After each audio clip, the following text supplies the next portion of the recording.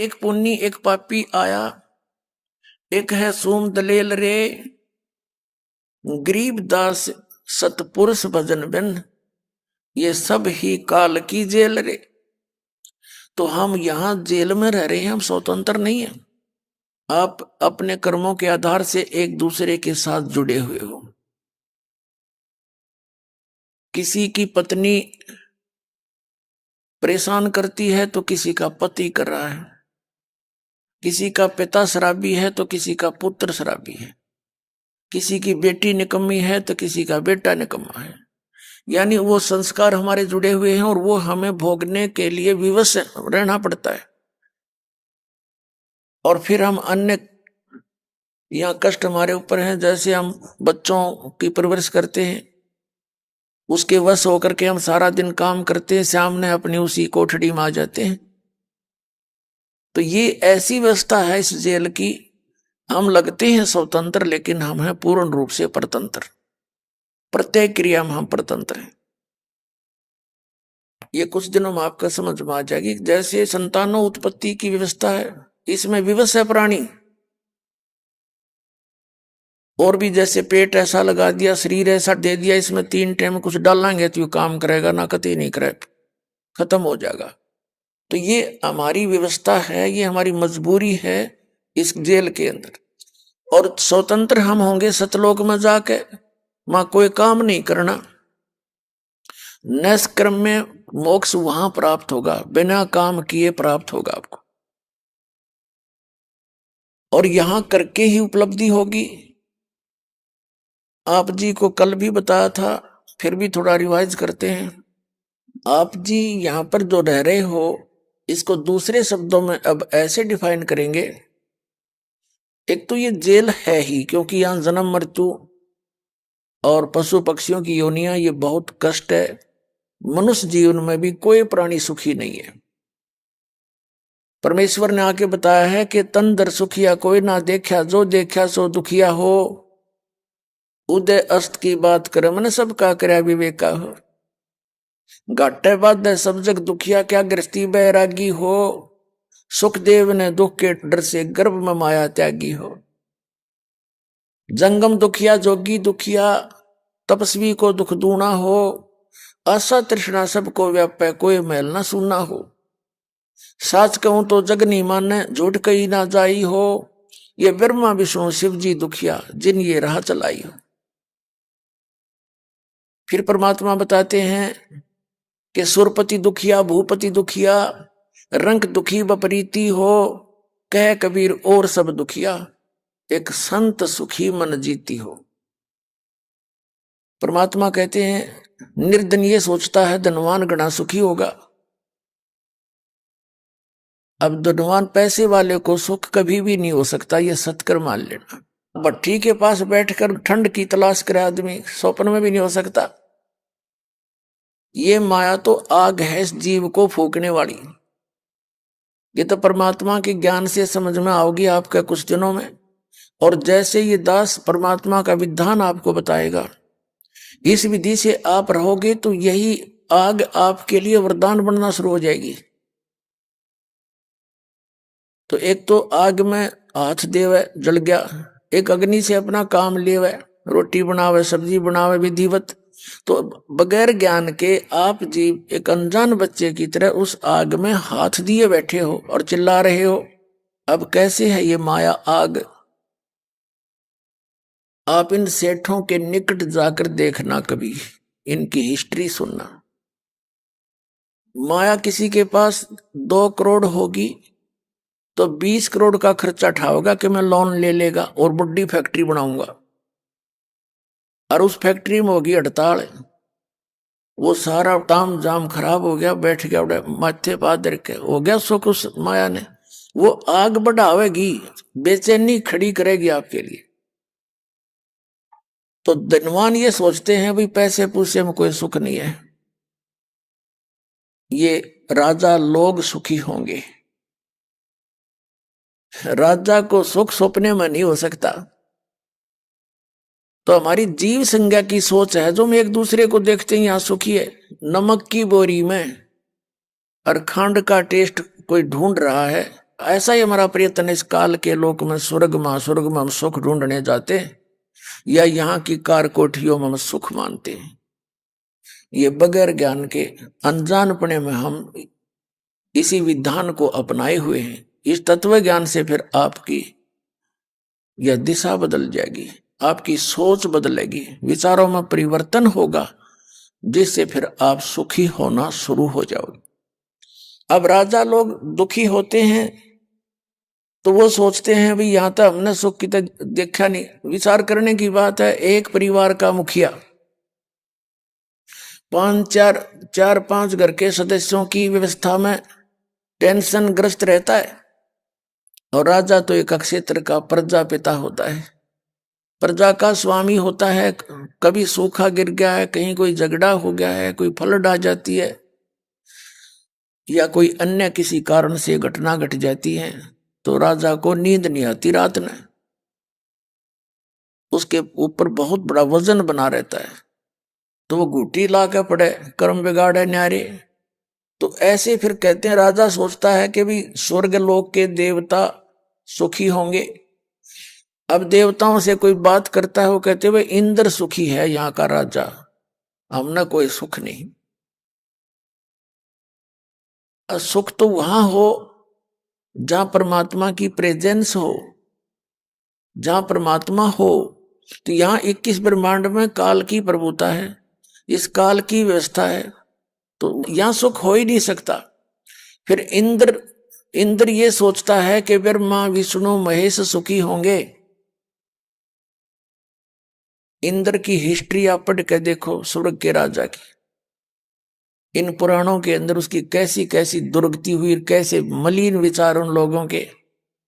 जो बकवाद यहां करने को नहीं मिलती, इनके स्वर्ग में उपलब्ध है, और वो कर्म फोड़ने की है सारी, अपने पुण्य समाप्त करना और पाप के भागी बनना। पुण्यात्माओं, आप जी ने अध्यात्म ज्ञान ढंग से नहीं सुना, ना मिला आपको सुनने को। अब इस अध्यात्म ज्ञान से, तत्व ज्ञान से आप परिचित हो जाओगे, फिर दास की एक एक बातें जो सच तो हैं ही, पर आपको भी सच्ची लगने लग जाएंगी कुछ दिनों में। क्योंकि अभी तक आपने कोरा अज्ञान सुन रखा है, अध्यात्म मार्ग का कोई ज्ञान नहीं पृथ्वी पर नहीं है। और इसी कारण से इस दास का विरोध हो रहा है कि दास साची कहता है, अन्य संत झूठ पर आधारित है। वो स्वयं तो बोलते नहीं है, लेकिन अपने शिष्यों को मिसगाइड करते रहते हैं, वो झूठ बोलता है। अब शेष बेचारे श्रद्धालु होते हैं, वो तो आंख नीचे बैठे हैं गुग्गू की तरह। हमारे गुरु जी जो बोल रहे हैं, सत्य और असत्य का निर्णय कोई आधार बनाकर किया जाता है। हमारे आधार हैं हमारे सदग्रंथ और उन महापुरुषों का अनुभव जिन्होंने परमात्मा पाया। इसके विपरीत जो ज्ञान दे रहा है वो झूठ बोल रहा है, वो झूठा संत है, और जनता को गुमराह करके पाप का भागी हो रहा है, और उसके अनुयायी भी अपना जीवन नाश कर रहे हैं। उन्हीं के लिए दास तड़प रहा है, भटक रहा है, और ये रह रहकर ये कथा सुना रहा है, और बार बार चिल्ला रहा है कि तुम गलत दिशा में जा रहे हो, ये संत झूठे हैं, इनके पास भक्ति मार्ग है नहीं, तुम्हारा जीवन नाश हो रहा है। और ये अनमोल मनुष्य जीवन, हीरा जन्म अनमोल था, यो कौड़ी बदले जावे। तो पुण्यात्माओं, इंद्र सोचता है ब्रह्मा विष्णु महेश सुखी होंगे। इन ब्रह्मा विष्णु महेश का इतिहास पढ़ कर देखो पुराणों में, अपने ही इतिहास में, इन्हीं की जीवनी में लिखा है ये कितने सुखी। विष्णु जी ने नारद जी के बंदर का मुंह लगा दिया जब वो व्याकरण की तैयारी कर रहा था स्वयंवर में। नारद जी ने भगवान विष्णु से विष्णु जी का स्वरूप मांगा था कि मैं सुंदर दिखूंगा, लड़की मुझे सेलेक्ट कर लेगी। अब विष्णु जी ने उसका बंदर का मुंह ला दिया। उस बंदर के मुंह के कारण उसका विवाह होया नहीं। अक्षुब्ध होकर नारद जी ने विष्णु जी को श्राप दे दिया कि तू एक जीवन अपनी पत्नी के वियोग में बितावेगा। अब नारद के श्राप से और विष्णु जी की घिघी बंदगी, श्री रामचंद्र रूप में राजा दशरथ का जन्म हुआ। युवा होते ही विवाह हुआ, विवाह होते ही वनवास हो गया। वनवास में सीता जी का अपहरण हुआ और 14 वर्ष वन में काट के रावण के लट्ठम लट्ठा होके उसने वापस लाए सीता जी को। कुछ दिन के बाद, साल डेढ़ वर्ष के बाद उसको घर से निकाल दिया। आप अयोध्या का राजा और बच्चे किधर जंगल में, उनका नो खैर खबर नहीं हो रहा है, कहाँ रहे हैं। जिस व्यक्ति के बच्चे कहीं और स्वयं कहीं, वो स्वप्न में भी सुखी नहीं हो सकता, चाहे कितनी बात बनावे। और अंत में सरयू नदी के अंदर समाधि लेकर शरीर त्याग गया। उसी के बाद श्री कृष्ण रूप में जन्म हुआ श्री राम का, यानी श्री विष्णु जी का। श्री कृष्ण जी के इतिहास को देख लो, जेल में जन्म हुआ, मामा दुश्मन बन गया। कदे शिशुपाल लठ लेकर आ गया सेना लेकर के, कभी जरा सिंह आ रहा है, कभी काल्यवन चढ़ाई कर रहा है, और उनके लट्ठम लट्ठा कुछ मार दिए, बतेरे मारे भी, लेकिन फिर भी उन्होंने बुद्धिमता से काम लिया। मथुरा त्याग कर बहुत दूर चले गए। कति एंड में पहले ऐसे जंगल वंगल थे, किसी ने पता नहीं कहाँ चले गए। एक समुद्र के अंदर एक टापू ढूंढ के वहां रहने लगे, द्वारका। एक द्वार वाली नगरी बना ली, कोई आओगा तो उसके ऊपर सारी सेना रख दूंगा, एक जगह मुकाबला कर लेंगे। तो सारे वहां रहने लगे, वहां टाइम पास किया। अंत में श्री कृष्ण जी के सामने उसका पूरा कुल नाश हो गया, लड़का मर गया आपस में, दुर्वासा जी के श्राप थे। और श्री कृष्ण जी के पैर में एक शिकारी ने तीर मारा, विषाक्त, जिसके कारण श्री कृष्ण जी यानी विष्णु जी की मृत्यु हुई।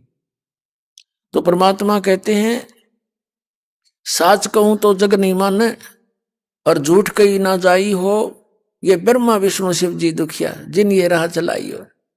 शंकर भगवान का इतिहास देख ले। उस भस्मागिरी ने तपस्या की श्री शिव जी के द्वार के सामने। जब भगवान शिव जी ने कहा कि मांग भी के मांगेगा, क्या मांगा कि भस्म कड़ा दे दे। एक कड़ा था उनके पास जिसके अंदर एक शक्ति थी, जिसके सिर पे रखकर कह दिया जाता कि भस्म, वो नष्ट हो जाता था, जल जाता था, राख बन जाती थी। शिव जी ने वो भस्म कड़ा अपने पुजारी को दे दिया, भगत को, भस्मागिरी को। अब भस्मागिरी के को बदले रहा था मन में कि शिव जी को मारूंगा, इसकी पत्नी को अपनी बहू बनाऊंगा, पत्नी बनाऊंगा। और फिर उस भगवान के श्री शंकर जी को मारने के लिए चैलेंज कर दिया कि होले होशियार शंकर, अब तुझे मारूंगा और तेरी पत्नी को पत्नी बनाऊंगा। भगवान शंकर भाग लिया, स्पीड खींच दी, आगे आगे भगवान, पाछा पाछा पुजारी। जहां बाजे तो जीवन है कोई यहां पर? बता, ऐसा दुष्ट व्यक्ति अपने भगवान यानी भगवान की पत्नी पर नीत खराब कर रहा, और शंकर जी ने पता नहीं हो कि बकवाद लिए खड़ा है। और इनको अंतर्यामी मृत्युंजय कालजय सर्वशक्तिमान कहा करते एक नकली संत। तो परमात्मा कहते हैं, तन दर सुखिया कोई ना देखा, जो देखा सो दुखिया हो। उदय अस्त की बात करे, मैंने सबका किया विवेका हो। सुरपति दुखिया, भूपति दुखिया। भूपति माने सारी पृथ्वी का मालिक भी हो जावे तो भी दुखिया, महादुखिया। और रंक दुखी विपरीती हो, गरीब तो अपने आप दुखी है, उसके स्वाभाविक दुखी, उस पर सारे ही संकट है। कौन गरीब? जिसके पास भक्ति नहीं है। और जो भक्ति सत भक्ति कर रहा है वो तो परम धनी है, भगवान का बच्चा। चाहे गरीब हो, चाहे अमीर हो, राजा हो या रंक हो, कोई भी हो, लेकिन सत भक्ति कर रहा हो। तो क्या बताते हैं परमात्मा? कहे कबीर और सब दुखिया, एक संत सुखी मन जीती हो। अब मन कैसे जीता जाएगा? इस तत्व ज्ञान से आपकी इच्छा इस काल की व्यवस्था से हट जाएगी। यहां आपकी किसी भी वस्तु की आपकी डिमांड नहीं रहेगी। कौन सी वस्तु की? जैसे हम यहां क्या मांगते हैं भगवान से? घना धन दे परमात्मा। और किस लिए धन मांग रहे हम? हमें धन माया की आवश्यकता किस लिए पड़ी? हमने अपनी जो परंपराएं हैं वो घनी फैला रखी है। उन परंपराओं को हम सीमित करेंगे। विवाह शादियों में जो हम बेमतलब का खर्चा और फंड बकवाद करते हैं, नाचना गाना डीजे बजाना, ये कोई कर्तव्य है मनुष्य का? अब इसे लोक में जेल में नाचे, हम तो जेल के अंदर बंद हैं, 1 मिनट का भरोसा नहीं के बिजली गिर जा। जैसे एक दिन समाचार पत्र में पढ़ा, और वैसे भी बहुत सारे घटनाएं दिन में घटती ही रहती हैं। विवाह हुआ एक बालक का, विवाह की तैयारी हुई, दूल्हे के घर पे खूब डीजे बजे, नाचा गाना हुआ। नेक्स्ट डे वो बारात जा रही थी, रास्ते में वो दूल्हे वाली गाड़ी एक ट्रक से टकराएगी और उसमें वो जितने भी थे सारे मर गए, 7-8 व्यक्ति, और दूल्हा भी मर गया। अब टक्कर मार रहा पूरा परिवार। पहले दिन तो नाचे कूदा बकवाद करे था, अरे बाल पाड़े वो बहने, उनकी बहनें माताएं और टक्कर मार रही हैं। तो पुण्यात्माओं, संतों की दृष्टि से, उनकी आंखों से हमने देखना पड़ेगा। नानक साहब जी कहते हैं, नानक साहब जी के पास कोई जाता था, जैसे अनुपदेशी मिलते थे और कहते थे, महाराज आप तो ऐसे रहते हो जैसे आपका कुछ खोया खोया है, आप खोए खोए रहते हो, आपको क्या टेंशन है? तब नानक साहिब जी ने कहा था, ना जाने काल की कर डारे, किस विध ढल जा पास आवे, और जिनाते सरते मौत खुड़क दी उनानु केड़ा हासावे। 1 सेकंड का भरोसा नहीं के बिजली गिर जाए यहाँ पर, और हम यहाँ बकवाद करें। ये तो वो कर सकता है जिसने शराब पी रखी हो, भांग पी रखी हो, वो भी ऐसे समय में, चाहे कितना उसके ऊपर दुख आने वाला हो और पता भी हो ऐसा हो सकता है, तो उस नशे में वो बेपरवाह रहता है। तो परमात्मा कहते हैं, कबीर ये माया अटपटी सब गट आण अड़ी, और किस किस ने समझाऊं या कुआ भांग पड़ी। काल ने अज्ञान के कारण हमें केवल माया जोड़न के ही पीछे लगा रखा सब ने। बच्चे को बचपन से ये ट्रेनिंग दी जाती है, फलाने के लड़के ने इतनी कोठी बना ली, फलाने का लड़का ऊपर की इतनी कमाई करता है, वहां नौकरी कर रहा है। तो बच्चे हमारे से जो विचार सुनेंगे, उनकी मनोवृत्ति ऐसी बनती चली जाएगी, और जब वो किसी पोस्ट को प्राप्त होंगे या कोई बिजनेस करेंगे, तो उसमें वह घर गाल लेंगे। वह एक बच्चे को यह ज्ञान दिया जाएगा, बेटा चोरी नहीं करना, रिश्वत नहीं लेना, ये पाप है, महाघोर पाप है। और फिर हमें सीमित बनाना अपनी सारी इन परंपराओं को, ब्याह को कितनी सिंपल वे से करना है। विवाह तो परमात्मा ने संयोग जोड़कर भेद रखा होता है बच्चों का, माँ बाप से नहीं हो सकता। माँ बाप तो लड़का देखने खातिर 3-3 साल लगा दे, नहीं संयोग जोड़ पाते, और जो जोड़ रखा दाता ने वही होता, उसी दिन होता है। तो हमने बीच में इसमें बकवाद की कति आवश्यकता नहीं है। बच्चों का संस्कार जोड़ दे, वचन से बच्चे पराये होते हैं। जब ब्रह्मा विष्णु महेश का ब्याह कराया था दुर्गा ने, कौन तब बराती था, कौन वहां पर बाती था, कौन सा डीजे बजानिया था? कह दी भाई ले, या तेरी पत्नी है, रिया तेरी पत्नी, रिया तेरी पत्नी, बसाओ अपना संसार। तो इतनी सी बात है यार, इससे आगे तो बकवाद है सारी। और ये पैसे वाले मस्करे लोग शुरू करते हैं, और गरीब व्यक्ति फिर अपने बेमतलब कड़तड़ुआ कर उन्हें देखम देखा। तो अब इसको हम सेट करना है, बिल्कुल करना पड़ेगा। हम भक्ति पर तभी चल सकते हैं जब ये हमारी सिर का वजन कम होगा। हम किसी सफर को कर रहे हैं, और सफर पर चलने वाला व्यक्ति समझदार होता है, वो कम से कम वजन लेकर चलता है। तो हमने इस भक्ति मार्ग के सफर पर चलना है, तो ये वजन पटकना पड़ेगा। ये कल भी बताया था। अब प्रसंग चल रहा है कि जब हमारी इच्छाएं खत्म होंगी, इच्छा कैसे खत्म होंगी?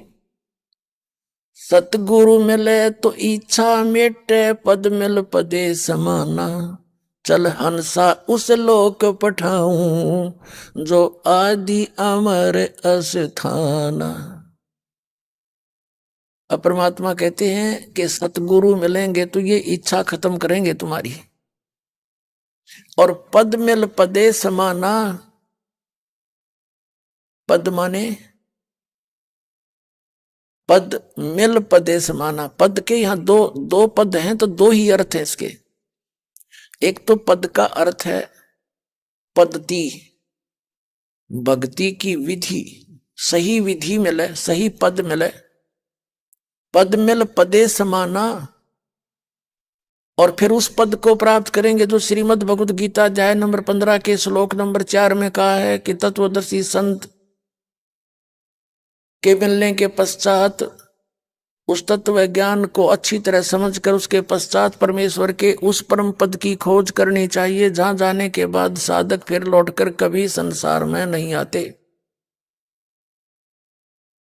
जिनकी कभी जन्म मृत्यु नहीं होती। तो सतगुरु मिले तो इच्छा मिटे, पद मिल पदे समाना, और चल हंसा उस लोक पठाऊं जो आदि अमर अस्थाना।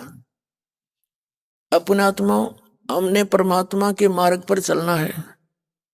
सफर करने से पहले हमने ये तय करना होता है कि कौन सा रास्ता है और किसने बताया है। वो ये जो मार्ग पर हम चलने जा रहे हैं वो किससे सुना है। तो हमने जिस व्यक्ति से सुना है, एक तो उससे हम सुन लेते हैं कहाँ ये इसने जाना है, कोई उधर गया है नहीं गया है, तो किसी से सुनकर उसने ज्ञान है। और दूसरा फिर हमारे पास मैप होता है, मानचित्र। जब हमारे दोनों मेल कर जाते हैं तो हमने वो सफर शुरू कर देना चाहिए। दूसरा तरीका यह है कि जैसे आप सफर में जा रहे हो, रास्ते में आपको किसी ने कह दिया कि आपका रास्ता गलत है, आप ठीक नहीं जा रहे हो, तो क्या करना चाहिए आप जी को? आप जी ने वही ब्रेक लगा देने चाहिए अपनी गाड़ी को और तसल्ली करे, फिर उसका पूरी जांच करके आगे चलना चाहिए। अब जिस व्यक्ति ने आपको टोका है उसका कोई उद्देश्य तो होगा।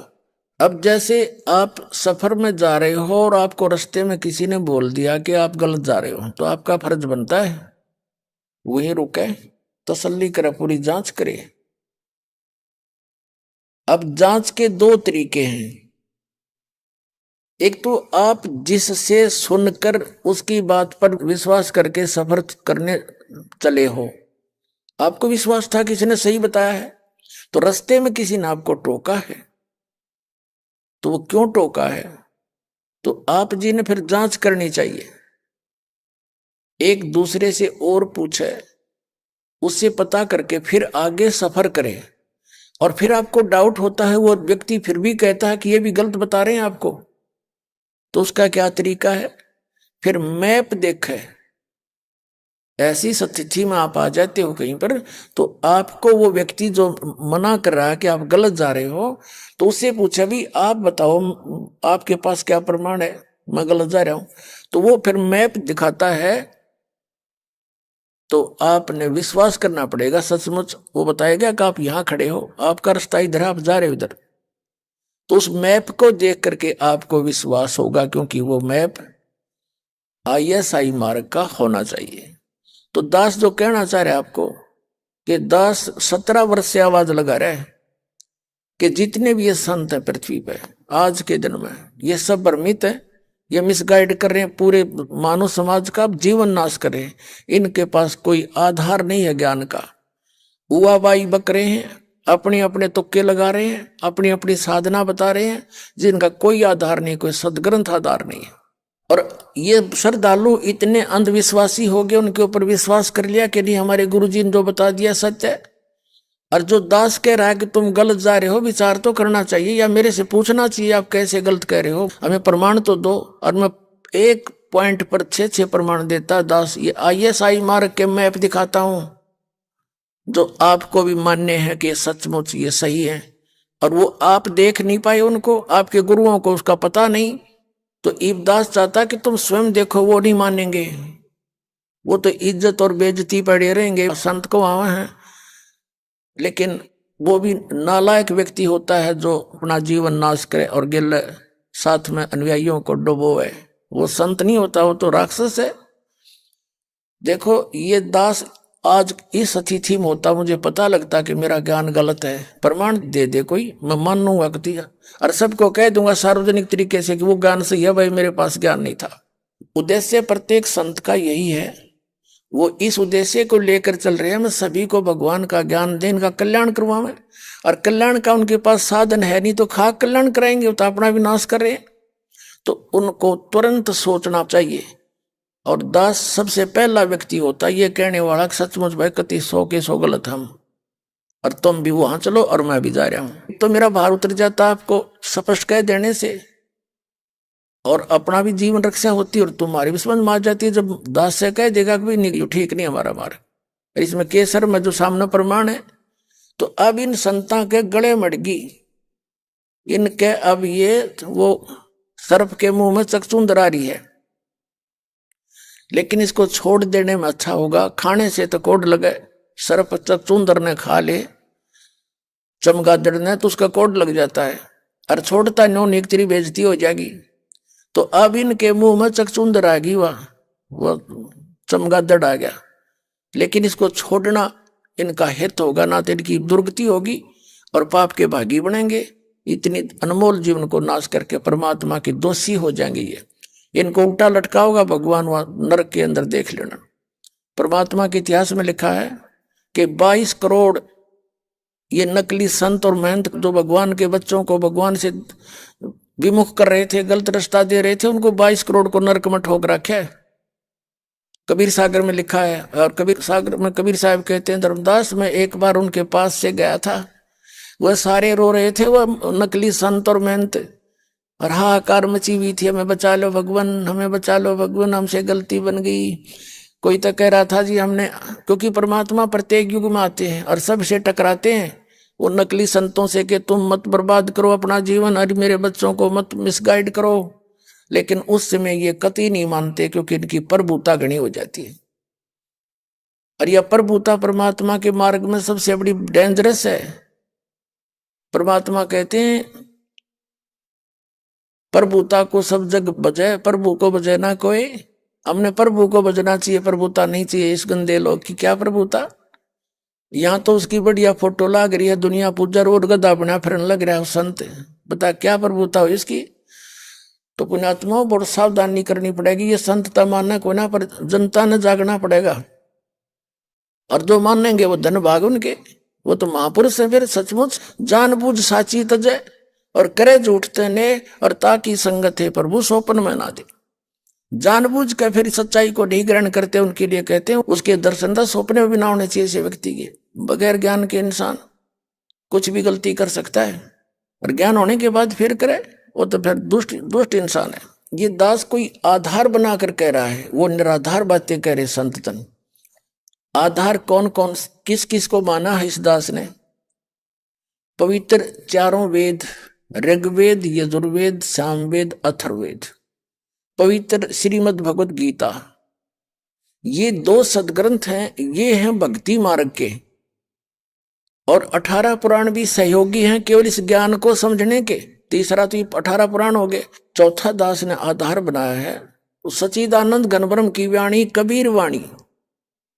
और 5वां आधार बनाया है दास ने जिन महापुरुषों को परमात्मा अपने विधान अनुसार आकर के मिले हैं, और उनको वो सतलोक दिखाया है जहां मालिक रहते हैं और जहां हम पहले रहा करते थे, और उनको फिर वापस छोड़ा अपने गवाह बनाने के लिए, अपना साक्षी बनाने के लिए। तो उन महापुरुषों ने जो परमात्मा को आंखों देखा, वो कैसा है, कहाँ रहता है, वहां क्या व्यवस्था है, उस परमात्मा के लोक में जाने की कौन सी विधि है, तो उन महापुरुषों ने अपनी अमृतवाणी में वर्णित कर रखी है। तो इन सभी ग्रंथों, सदग्रंथों को और उन महापुरुषों के अनुभव को दास ने आधार बनाकर फिर सब महापुरुषों से कहा कि तुम गलत मार्ग पर जा रहे हो, तुम्हारा ज्ञान गलत, तुम्हारा समाधान गलत, फिर और किस लिए भक्ति कर रहे हो? खाक भक्ति है तुम्हारी। फिर जब ज्ञान भी गलत और तुम्हारी भक्ति और भक्ति की विधि भी गलत, फिर काहे के भगत, काहे के संत तुम? तो दास के पास जो ज्ञान है वो शास्त्र अनुकूल है, और शास्त्र अनुकूल साधना है जो महापुरुषों ने की और परमात्मा ने आके स्वयं बताई। तो फिर कौन सी कसर रहेगी? अब आप जी को कुछ महापुरुषों का वर्णन करते हैं जिनको परमात्मा मिले। आदरणीय धर्मदास साहिब जी को वो परमेश्वर स्वयं आकर मिले थे मथुरा में। आदरणीय धर्मदास साहिब जी गांव बांधवगढ़ के एक बहुत बड़े सेठ थे, धनी थे, लाला जी थे। वैश्य कुल में जन्म था उनका। इतना धन बताते हैं उनके पास, उनके दादा पिताजी के पास और स्वयं भी, कि इतने धनी थे वो। उस नगरी के राजा पर कोई प्राकृतिक आपदा आ जाती थी, कभी सूखा गिर जाता था या फ्लड आ जाती थी, तो धर्मदास के पिता से वो एड मांगता था, धन वित्तीय सहायता लेता था। इतना धनी थे वे। राजा का टैक्स तो वो देते ही देते थे, उसके अतिरिक्त भी कुछ ऐड मांगते थे तो वो फ्री दे दिया करते राजा को, ऐसी आपदाओं में। कहने का भाव ये नहीं है, देखो पुण्यात्माओं, परमात्मा कबीर जी आए थे, वो एक दानक की जुलाहे की लीला करा करते थे, कपड़ा बुनते थे। अब कपड़ा बुनने में कितना समय लग गया, वह बुनाई मिल लिया करती, एक ना पैसा, एक पैसा, 2 पैसे, हफ्ते 10 दिन में। और कितने गरीबी में एक झोंपड़ी में रहा करते, सारी सृष्टि के रचनहार, सारी सृष्टि के पालनहार, केवल हमें ये दिखाने के लिए कि केवल जाति विशेष या धनी विशेष व्यक्ति ही पार नहीं होगा। जिसके पास सही भक्ति होगी, सत साधना होगी, वो अमीर हो चाहे गरीब, दोनों पार हो जाएंगे। तो कहने का भाव यह है कि गरीब तो दुखी है, वो तो भगवान की खोज करेगा, और अमीर होकर के फिर भगवान की खोज कर रहा है तो महान आत्मा है वो।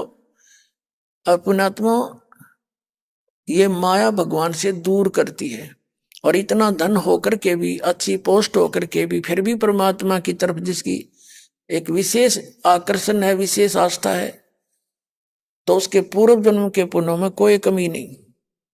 ऐसी स्थिति के वो महापुरुष थे, धनी धर्मदास कहे जाते, धनी धर्मदास। अपने आत्मा और परमात्मा की तरफ थी। ये बात सभी को ज्ञान है कि गुरु बिन मोक्ष नहीं हो सकता। इस आधार से उन्होंने एक रूपदास नाम के संत को गुरु धारण कर रखा था। रूपदास जी कौन थे? विष्णु जी के उपासक थे, वैष्णव साधु थे। श्री राम, श्री कृष्ण और शंकर भगवान और विष्णु जी की साधना बताते थे। हरे राम हरे कृष्ण, सीताराम राधे श्याम, और ओम नमः शिवाय, ओम वासुदेव भगवते नमः, इस तरह के मंत्र दिया करते थे। जैसा लोकवेद इन आचार्य और शंकराचार्यों से सुन रखा था, वही ज्ञान बताया करते थे। अब धर्मदास जी को बता रखा था एकादशी का व्रत करो, बहुत पुण्य देता है। फिर बता रखा था कि 68 तीर्थ किया करो बच्चा। अब जो भी गुरु बताते हैं तो विद्यार्थी उसका फॉलो करते हैं। एक अच्छे विद्यार्थी का ये गुण होता है। और विद्यार्थी के अंदर एक विशेष खासियत ये भी होती है कि वो टीचर के किसी भी वचन को शंका की दृष्टि से नहीं देख सकता, उसकी श्रद्धा ऐसी होती है। अब जैसे किसी टीचर ने कोई प्रश्न हल कर रखा है और दूसरे टीचर ने उसको बता दिया कि भाई ये प्रश्न गलत हल कर रखा है, ये ठीक नहीं है, तो क्या उसने आलोचना कर दी? नहीं, वो तो बहुत अच्छा कर दिया ना। वो बच्चे उस इक्वेशन ने गलत ढंग से सरल किए, उन्हें साची मान के अपने अपना एक वर्ष नष्ट कर लेते। तो दास यही कह रहा है कि जितने भी ये संत हैं जो तुम्हें ज्ञान दे रहे हैं, ये गलत है सारा। और दास उसको ठीक करा रहा है, गलत गलत नहीं बता रहा उनका, और ठीक भी बता रहा है कि ठीक ऐसा होता है। दोनों की तुलना कर लो। तो धर्मदास जी बड़े धार्मिक व्यक्ति थे, धर्म यज्ञ बहुत किया करते थे, भंडारे कर देते थे, कंबल बांट देते थे, कहीं कुंभ या महा अर्ध कुंभ होता वहां जाकर भंडारे लगा दिया करते थे। अब 68 तीर्थ करने के उद्देश्य से लगभग 60 वर्ष 62 वर्ष की उम्र हो चुकी थी उनकी, और परमात्मा की तरफ में कल्याणार्थ घर से पैदल चल पड़े। बांधवगढ़ से मथुरा पहुंच गए। बांधवगढ़ से मथुरा लगभग 700-800 किलोमीटर है आज के हिसाब से। और मथुरा के अंदर कहाँ जाते हैं, जिस जोड़ में, जिस तालाब में, ये बताते हैं कि श्री कृष्ण जी नहाया करते थे, गौ चराया करते थे, उसमें स्नान करो, वो तीर्थ उत्तम बताते हैं। और जिस गोवर्धन को उठा करके इंद्र को हराया था, इंद्र ने बहुत जबरदस्त मूसलधार वर्षा कर दी थी वर्ज डबोने के लिए, उस क्षेत्र को डबोने के लिए। भगवान श्री कृष्ण ने, कहते हैं, छोटी उंगली पर और उस गोवर्धन को उठा लिया था पर्वत को, और पूरे ब्रज के ऊपर लाके खड़ा कर लिया छतरी की तरह। सारा इंद्र बरस लिया ऊपर ही, सब सारी वर्षा उसके अंदर शोक होगी, पर्वत के ऊपर ही, उसके अंदर ही सब समा गई। तो इंद्र ने हाथ जोड़ दिए। तो पुण्यात्माओं, वहां पर इन लोगों ने व्यवस्था तो बता दी कि वहां जाने से मोक्ष होगा, लेकिन ये भी बताना चाहिए था कि गोवर्धन क्यों उठाया था उसने, श्री कृष्ण जी ने। श्री कृष्ण जी कहा करते थे, वेदों अनुसार साधना करो और इन देवी देवताओं की पूजा मत करो, ये कुछ नहीं दे तुम्हें। तो वहां इंद्र, जब देवताओं की पूजा बंद कर दी तो इंद्र का आगे शिकायत हुई, देवताओं ने कंप्लेंट करी। तो इंद्र फिर चला सबक सिखाने के लिए कि हमारी पूजा छोड़ने वालों के लिए कितनी आपदाएं आएंगी। तो इस उद्देश्य से उसने ब्रज को डुबाने की चेष्टा की थी। और श्री कृष्ण भगवान ने वो क्या प्रमाण दिया था, क्या सबक सिखाया था इंद्र को, और क्या शिक्षा दी थी वहां के ब्रजवासियों को कि इन देवी देवताओं की पूजा नहीं करनी, इवन इंद्र की भी नहीं करनी। देवता तो फिर बात की बात है, केवल वेदों अनुसार साधना करो। अब ये ना बता अंदर वो पूजा कराऊं हम इन्हीं की, सारे देवताओं की वहां पर। अपनात्मा वो तो एक जैसे यादगार है, वो तीर्थ जैसे गोवर्धन पर्वत है, वो याद ताजा करता है कि ऐसी घटना घटी थी। उसको कोई देखने जाता है इस उद्देश्य से कि सचमुच यह ऐसी घटना हुई थी, और वो प्रमाण है। वो तो एक विजिट है, वो पूजा नहीं है। और केवल ये जाते हैं, प्रत्येक वर्ष जाएंगे वहां माथा टेक फेरी ला के आवाएंगे, उस तक कल्याण होगा। 15वें दिन जाते हैं कई तो यहाँ तक श्रद्धालु है, और फिर उस तालाब में नहावाएंगे तो कल्याण होगा। कोई बात हुई है? फिर या गीता वेद तो फेल हो गए, तो जोड़ में नहाते कल्याण होगा, तो हद होगी भाई। यदि वो कल्याण का मार्ग होता तो गीता जी में कितना थोड़ा बहुत प्रमाण होता, उसका 18 अध्याय है, कोई 2-4 अक्षर नहीं उसके अंदर। तो पुण्यात्माओं, अभी तक ये नकलिया ने हमारी ब्रेन मट्टी कर रखी थी, हमें अंधा और अंधा बना दिया था, दूनी आंख फोड़ दी ज्ञान वाली हमारी। तो अब इस दास को सेवा मिली है इस परमार्थ के काम की। आप इसी से भी दास अर्ज करता है कि आप भी समझो, और आपके इर्द गिर्द जितने भी भाई बहन हैं मिसगाइडेड है, वो दूसरे स्थानों पर जाते हैं, उनको समझाओ तुम्हारा जीवन नाश हो रहा है। लेकिन जबरदस्ती नहीं करना किसी से। ये मार्ग है ज्ञान का, परमात्मा का और काल का एक कंप्रोमाइज है। एक एग्रीमेंट हुआ था, इसने अर्ज करी थी परमात्मा को वचनबद्ध करके कि भगवान, जब कलयुग में आप, इसने कहा था कि 3 युगों में जीव कम ले जाना, चौथा युग जब कलयुग आवे तब तब शरण जीव बहु जावे, ऐसा वचन हर मोय दीजे, तब गवन तुम संसार ही कीजिए। तो परमात्मा ने कहा था तथास्तु, ठीक है, 3 युगों में जीव कम ले जाऊंगा, लेकिन चौथा युग कलयुग जब आवेगा उसमें फिर मैं अपने होक के बाद से अपने प्राणियों को पार करूंगा। तो बीच में टांग मत अड़ा दिए। तब इसने एक शर्त और रखी थी कि भगवान आप जबरदस्ती ना करियो, मैं अपने संत भेजूंगा, मेरे संतों के ज्ञान को जो माने उन पर आधारित रहे। तो मेरे आप अपना ज्ञान देना, अपने ज्ञान से अपने बना लेना, आपके ज्ञान को मानेंगे वो आपके, उनको मैं कोई बाधा नहीं करूंगा। जब परमात्मा ने कहा था ठीक है, ये तो बिल्कुल अंडरस्टूड है, जब तक ज्ञान नहीं होगा मेरा मुझे मानेगा कौन? बिना ज्ञान तो ये वैसे जैसे परमात्मा 600 वर्ष पहले आए थे बनारस में, और कहीं पर भी प्रकट हो जाते थे अपनी प्यारी आत्माओं के लिए, तंबूरा एक वो लेकर के एक तारा गाया करते थे, जैसे बाजीगर तमाशा दिखाता है, कहीं खड़े हो जाते थे और अपनी अमृतवाणी बोल बोल कर सुनाया करते थे।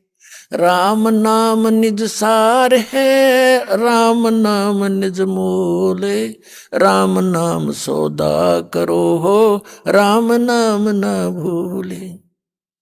मानुष जन्म दुर्लभ है, ये मिले न बारंबार, तरवर से पत्ता टूट गिरे, वो बहोर न लगता डारे।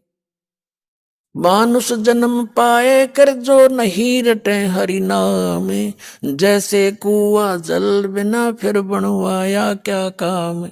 इस तरह की प्यारी प्यारी आवाज में और इस अमृतवाणी को सुनाया करते थे भगवान। जगह जगह खड़े हो जाते थे तो 10, 20, 50 व्यक्ति इकट्ठे हो जाते थे, आकर के चारों तरफ बैठ जाते थे। 2-2, 3-3 घंटे परमात्मा खड़े खड़े उनको अमृत बरसा करा करते थे। परमात्मा की वाणी से परमात्मा के जो सुनते हैं बच्चे, उन पर भी प्रभाव पड़ता है और फिर उनकी आत्मा तड़प जाती है उस मालिक के लिए। इस जीवन से उसको पता चलता है, उस ज्ञान से। तो ऐसे परमात्मा के शरण में आए थे। 64 लाख शेष हो गए थे कबीर जी के। सन 1398 से सन 1518 तक परमात्मा कबीर जी 120 वर्ष रहे थे। इस मनुष्य जीवन की एक लीला, एक भूमिका वो करते ही करते हैं प्रत्येक युग में। और उस समय प्रत्येक युग में वो लीला करते हैं जो भगवान किया करते हैं, क्योंकि वो परमात्मा ही है। उनका प्रमाण हमारे वेदों और सब पुराणों, सब ग्रंथों में मिलता है। तो उस समय उस परमात्मा की आवाज को सुन के जो परमात्मा के पूर्व जन्म के संस्कारी होते हैं वो उनके चिपक जाते हैं। और जो कभी मालिक के चरणों में आए नहीं अभी तक, क्रमहीन, वो इन नकली संतों के फंसे रहे, तो वो मानते नहीं, मालिक की वाणी को स्वीकार नहीं करते। अब जैसे आप जी ने टेलीविजन भी देखा, दास का ज्ञान सुना। आपके पास हमने इन भक्तों ने करोड़ों की संख्या में पुस्तक भी बांट रखी है, गांव गांव नगर नगर में जाकर। एक ये समझ लो कति फ्री ऑफ कॉस्ट में, एक लगभग ये कॉस्ट देश की बहुत है। और भगत फ्री जाते हैं सेवा करने के लिए, केवल 10 रुपए कॉस्ट इसलिए लिया करते थे कि 10 रुपये कोई खर्चेगा तो पढ़ेगा अवश्य, नहीं तो रद्दी की टोकरी में डाल देते हैं। जैसे हमने पहले पुस्तक बांटी थी, फ्री दिया करते थे, कोई कदर नहीं की किसी ने। एक फौजी बता रहा था कि हमारा साहब ये पुस्तक लेकर आया, किसी ने ट्रेन में फ्री वितरित की थी, उसने आकर के कूड़ादान में डाल रखी थी। मैं उनके घर पे गया था किसी सेवा के लिए, कोई आदेश लेने के लिए, तो मेरी नजर पड़ी ज्ञान गंगा, तो मैंने तुरंत उठा ली, झाड़ पूछ कर घर ले आया, लगा पढ़ने, आंखों से आंसू नहीं सूखे मेरी। आके आप भी नाम ले गया, अपने बच्चों का भी नाम दिला गया, और उसका ना समझ माई क्रमहीन के।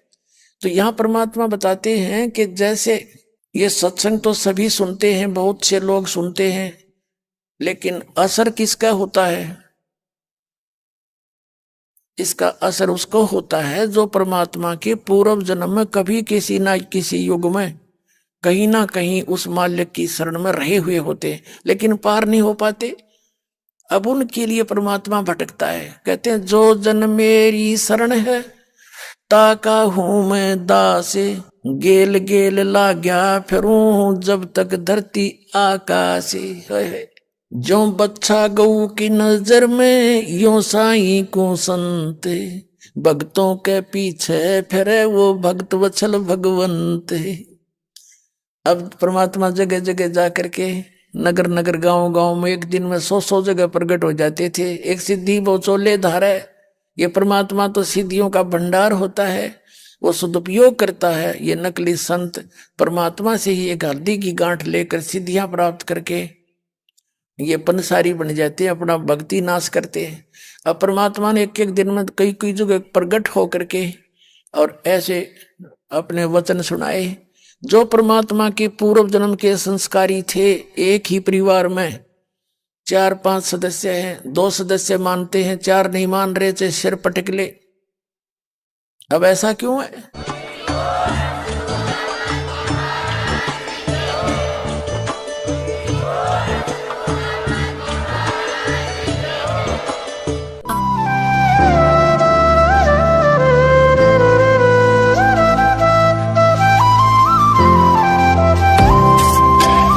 सत सोही।